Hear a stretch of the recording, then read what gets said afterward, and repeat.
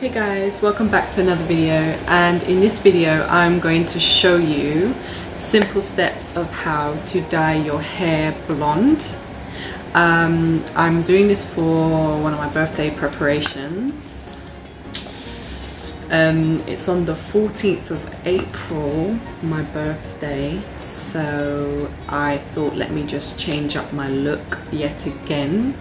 The last time I dyed my hair was a long while ago now. It's been months, a couple months since then. It's been a long time.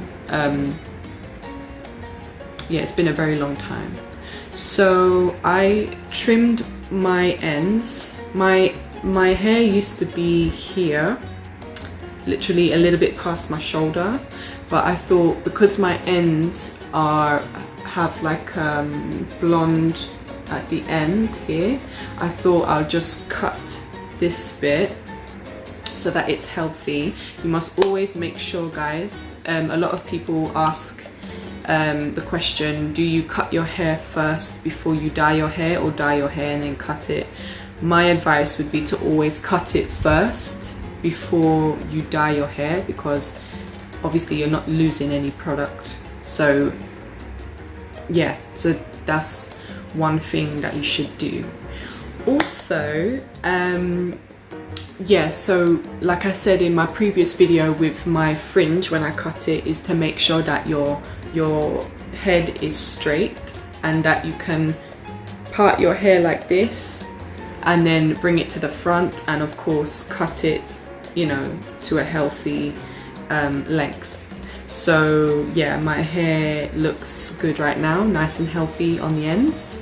So I'm gonna go ahead and dye my hair. So guys, first of all, you're gonna need your two boxes depending on how long your hair is. You need an old t-shirt, and you must apply the gloves before anything, before you even touch the chemicals that are in this dye. Snip the lid off, pour the peroxide in both of the bases, like the little bottles, and you need to shake it all up like Taylor Swift, y'all. You gotta shake it all up. Then you read the instructions. It should say up to 25 to 30 minutes, so you need to wait a while for the peroxide and the product to set, and then apply everywhere on the hair, avoiding the eyes. Guys, avoid your eyes. Make sure you cover every area so that it's not patchy, and then you've covered the whole head. And then make sure you use cling film afterwards. This allows you to get more color out of it, to get the color to dye more quicker and easier, and you get better results too. Hey guys, so now this is to trap in the heat of my hair and to get the color.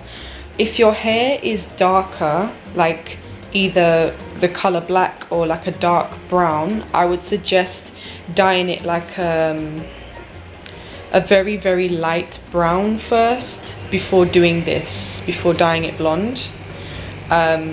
Or, you know, to avoid bleaching. If you don't want to bleach it, if the worst comes to the worst, then obviously bleach it, but then I would strongly advise you to use aftercare, like a very strong aftercare conditioner after that. But if you've got light color brown hair, then obviously you can go ahead and do this.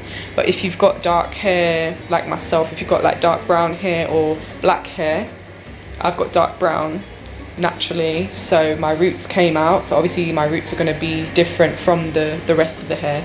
So all is advised to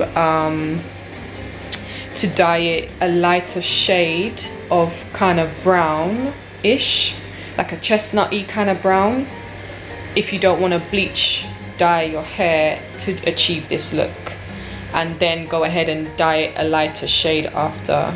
So this will be very dark on my head right now, so when it's taking the color, it's stripping all the color away.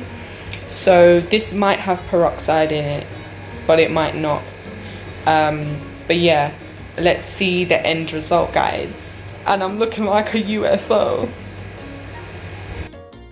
Hey guys, so this is the end result. What do you think?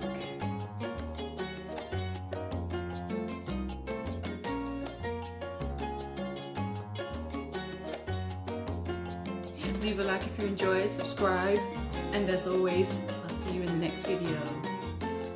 Bye!